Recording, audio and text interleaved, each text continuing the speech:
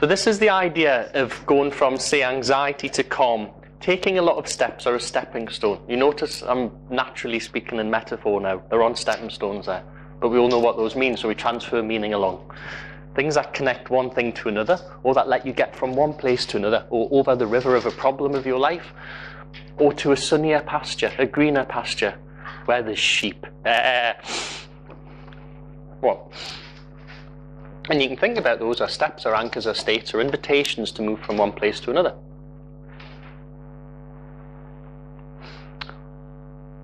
When Freudian psychology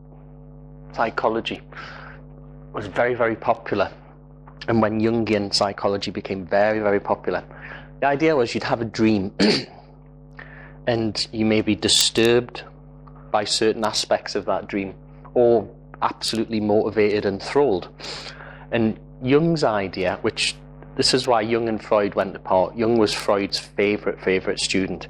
Jung didn't actually have much of a father figure in his life, and Freud became that father figure.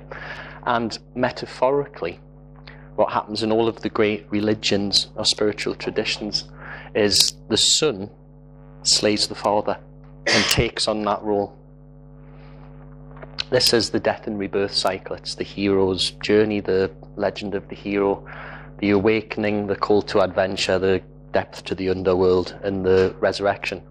Very popular through all of our Eastern and Western mythologies. The Father, the Son, and the Holy Ghost. Osiris, Ra, and Horus. It's the same thing. It's potentially where our Father, Son, and the Holy Ghost came from. The parallels are too big to not be. But it's a theme. And Jung's question to himself was, as he got very interested in mythology, comparative mythology, and this was all of the myths of the ancient world, they seem to have things, I mean there's obviously differences as well, but there's a lot of parallel themes. And the idea of a mythology, a living mythology, not a myth, a mythology, was to keep you in accord with nature and life. And Jung's question to himself, which he spent his lifetime following and researching and developing, was what mythology am I as Jung living by? And 2,000 years ago, our Eastern or Western mythology of Jesus and Christ and all that, initially there was Yahweh, the thunder hurler, like the 60s dad, straight off of the belt, how dare you! That changed to something else with the so-called birth of Jesus, and then Christianity, and then the saints and the apostles and all of that. And that was very alive and real in that time. That mythology does not coexist with today by any means. It's one of the functions of a mythology or spiritual path is to tie together science and religion. These things at one point were not separate, and they divorced and became separate entities. So the idea that, if we transcend to heaven, which is always above, why? The idea that you transcend to heaven, if your body was moving at the speed of light, even in Jesus' day it would not be out the galaxy. So it's not your body that transcends, presumably.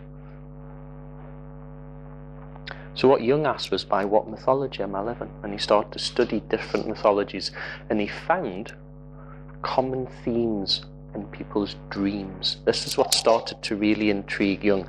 And this ties in with one of the things Gordon suggested as a real possibility, that there's things called genetic memory.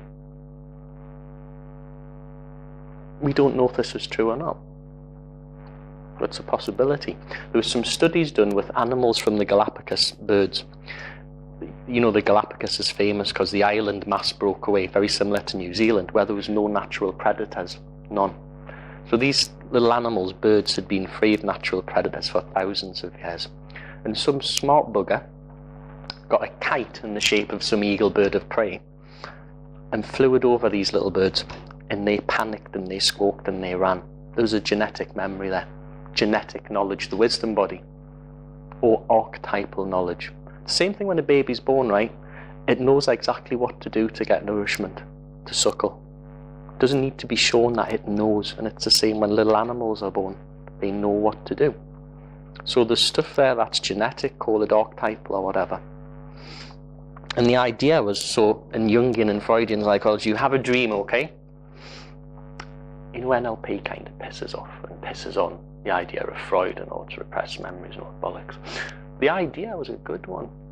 You have a dream that disturbs you or you're enthralled with, or you know, like something grabs your attention, like I need to know more. So you go and see a psychotherapist and they don't know what the dream's about either, but they ask you questions, and the idea is to return you to that initial imprint or initial whatever that you can make sense of.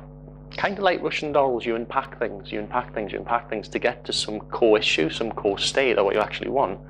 This is the same as the core transformation. It's the same overriding mythology behind it.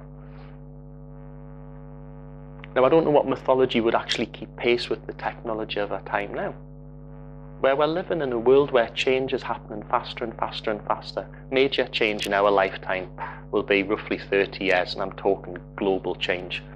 In your children's life, if I ever have children, it will be something like 3 to 10 years. In their children's life, going at the rate it's going, assuming nothing else changes, it will be 3 months then to 3 days. The idea that you're going to be able to store your consciousness, your soul in a piece of silicone, or to be regrown in a body with the memories you have now, it ain't that far from reality.